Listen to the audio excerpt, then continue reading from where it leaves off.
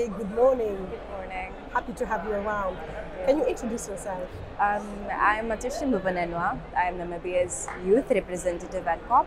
I'm a member of NIORE, which is the Namibian Youth on Renewable Energy. I'm also an intern at HDF Energy. So how challenging was it to be a youth representative of your country at the COP27?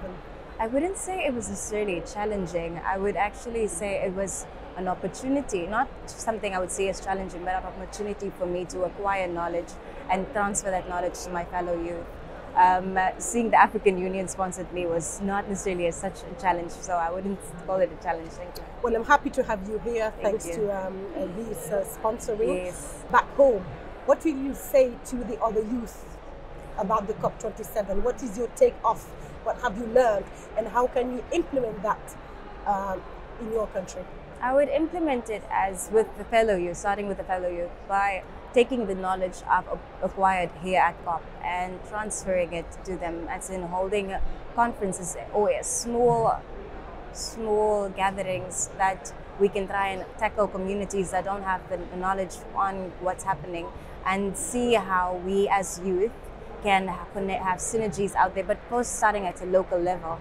So having effective implementation would rather be trying to first teach them and let them understand what is happening, what is happening, and how we can also contribute to climate change as Namibian youth. Yes, so let's say for the Great Green Wall that I've recently, the knowledge that I've learned from the Great Green Wall here, I can, with the connections I've also made, these are type of synergies I can make and also bring back home. Yes, ma'am. Just one single thing about what you have learned before leaving you.